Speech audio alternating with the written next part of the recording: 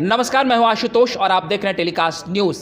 इस वक्त हमारे साथ बातचीत के लिए पटना हाईकोर्ट के जाने माने वकील सीताराम प्रसाद मौजूद हैं। जी हां, आज हम इनसे बात करेंगे और ये जानने की कोशिश करेंगे कि बिहार के विभिन्न विद्यालयों में नए शिक्षकों की बहाली प्रक्रिया को लेकर उबाल क्यों है। दरअसल जो नई बहाली होनी है उसमें कुछ त्रुटियाँ हैं, जैसा कि छात्र बता रहे हैं। उनका कहना है कि जो बीपीएससी के तरफ से जो नई बहाली प्रक्रिया होने वाली है उसमें जो तय उम्र सीमा की गई है 37 वर्ष, उसको लेकर आपत्ति है, क्योंकि जिन लोगों से ने पहले से यहाँ पर जो इसकी प्रक्रिया है उसमें एक परीक्षा पास किया है, उस परीक्षा को पास करने के बाद बीपीएससी की तरफ से जब बहालियाँ नहीं निकाली गई थी, रिक्तियाँ नहीं निकाली गई थी, तो ऐसे में कई लोगों की उम्र सीमा जो है 37 वर्ष से ऊपर हो गई है।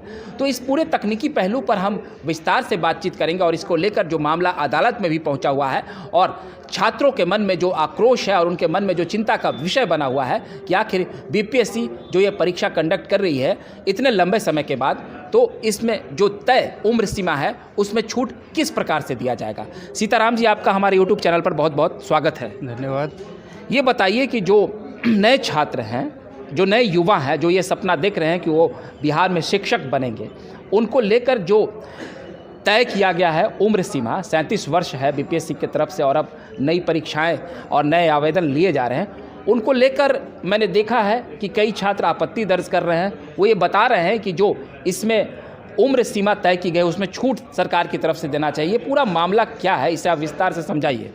देखिए, सबसे पहले तो ये बीपीएससी जो कंडक्ट कर रही है एग्ज़ाम, ये टीआरई सबसे पहले टीआरई 1 लाई थी इन्होंने, जिसमें उन्होंने उम्र सीमा पे दिया था 10 साल का एज रिलैक्सेशन दिया था। टीआरई 2 भी आई थी, जिसमें हमारे पास बहुत सारे स्टूडेंट लोग आए थे कि हमारी एज जो है 37 साल से ऊपर हो गई है, हमारी अब क्या होगी, कैरियर की क्या होगी, हम तो इतने साल खेती गृहस्थी में भी लगा दिए, हमारे एग्ज़ाम ले गई, स्टेट का एग्ज़ाम हो गया, हमारे वो सर्टिफिकेट बर्बाद हो गए।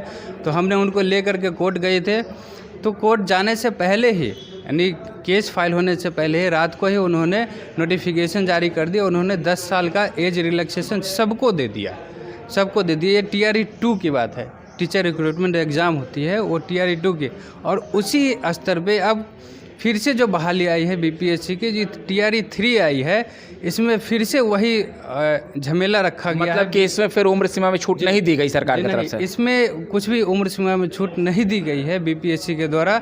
उसी को लेकर के छात्र जो है कैरियर को लेकर के परेशान है, फिर हमारे पास आ रहे हैं और उनके लिए केस भी फाइल हो रही है कि हमारी उम्र में बढ़ोतरी की जाए। जिस तरीके से टीआरई 2 में मिली है 10 साल की एज रिलैक्सेशन, उसी तरीके से टीआरई 3 में भी दिया जाए। मतलब पिछले बार दिए थे, छूट दी गई थी? जी, दी गई थी, पिछली बार छूट दी गई थी, इसलिए इस बार भी देना चाहिए। अच्छा, तो जो नया आवेदन सरकार की तरफ से अब देना है, मतलब छात्रों को इस शिक्षक बनने के लिए, इसमें छूट नहीं दी गई है? नहीं। तो ऐसे लगभग कितने आवेदन होंगे, कितने छात्र होंगे, कुछ अंदाज़ा है आपको? इसमें हमारे पास तो लगभग 80 से ऊपर छात्र आए हैं जिनको। लेकिन बिहार भर में कितनी संख्या होगी? बिहार भर में लगभग 1.5 लाख से ऊपर लोग हैं इसमें। मतलब 1.5 लाख जो छात्र हैं उनकी भविष्य अधर में है और उनको ऐसा डर सता रहा है कि वो इस नौकरी के लिए जो प्रक्रियाएं हैं उसको पूरी नहीं कर पाएंगे। इसको लेकर उनके मन में चिंताएं हैं।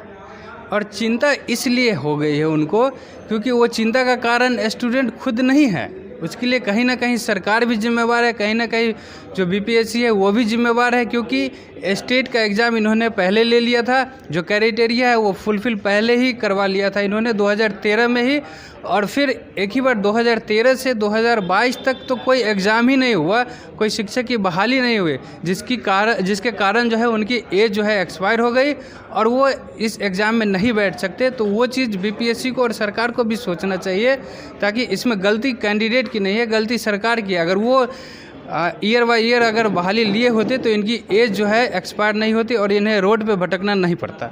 तो अभी आप ये बताइए कि जिस तरीके से कई तरह के और शिक्षक भी आंदोलन कर रहे हैं, सक्षमता परीक्षा के लिए भी, इसके लिए वार्ता चल रही है, तो इस मुद्दे के लिए क्या सरकार से कोई प्रतिनिधिमंडल मिला है, आपकी जानकारी में है?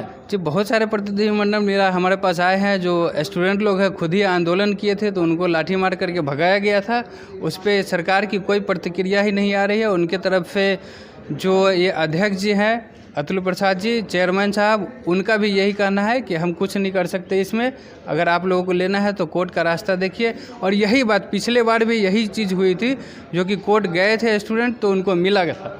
तो आपने भी शायद इस संबंध में कोई याचिका दायर की है ना? अभी तक तो स्टेट के लिए किया था कि स्टेट में भी इसी तरह की से उनका एज बार कर दिया गया था, तो स्टेट के लिए दायर है याचिका। लेकिन ये जो बीपीएससी के लिए, ये बीपीएससी भी एज रिलैक्सेशन नहीं दे रही है, इसके लिए कल दायर होने जा रही है। ठीक है, हमारे पास आ गए हैं लगभग 30 से 40 स्टूडेंट, वकालतनामा साइन कर चुके हैं, उनके लिए हम कल दायर कर देंगे इनका। तो ये बताइए कि सरकार बीपीएससी से अब शिक्षकों की बहाली ले रहे हैं, और जिस तरीके से आपने देखा डोमिसाइल नीति भी आई, और अभी सक्षमता परीक्षा को लेकर भी कई छात्र हैं जो शिक्षक नियोजित हैं, वो भी आंदोलन करें, तो सरकार का रुख इतना सख्त क्यों होता जा रहा है शिक्षकों के प्रति?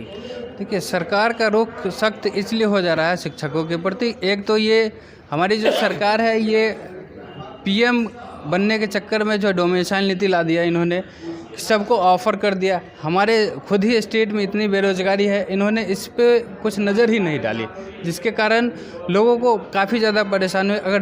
और दूसरी बात है कि इसमें भी देख लीजिए, TRE 2 का जो रिजल्ट दिया है उन्होंने, एक भाषा अहारता भी बहुत बड़ा मुद्दा है, जो कि भाषा अहारता में सबको सिर्फ पास होना ही ज़रूरत था, और हमारे लोग जो है पास भी हो गए हैं, लेकिन उनका रिजल्ट नहीं आए हैं।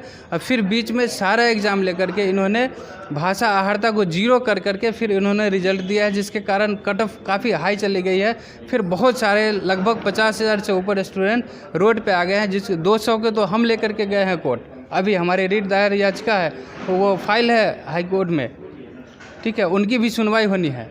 तो आपको क्या लगता है कि जिस बेंच पे आपकी सुनवाई होगी, या जो कानूनी दायरे में जो रुख हो सकता है, या जो सरकार से वार्ताएं होंगी, इस पूरे मसले का निदान कैसे क्या हो सकता है? देखिए, जहाँ तक भाषा अहारता वाले पे बात है, तो उस पे तो निदान बहुत ही ज़्यादा संभव है, क्योंकि जस्टिस अनिल कुमार सिन्हा साहब की बेंच में सुनवाई हुई थी वो, और उन्होंने सरकार को बोला भी था कि आप जवाब दीजिए कि आप इस तरह से क्यों किए। और जहाँ तक बात है ये एज रिलैक्सेशन वाले पे, जो बीपीएससी जिन्होंने 37 साल से ऊपर नहीं दी है, इस पे भी हम देखते हैं, कोर्ट जाते हैं, अब ऑनरेबल कोर्ट का जो कहना होगा मानेंगे।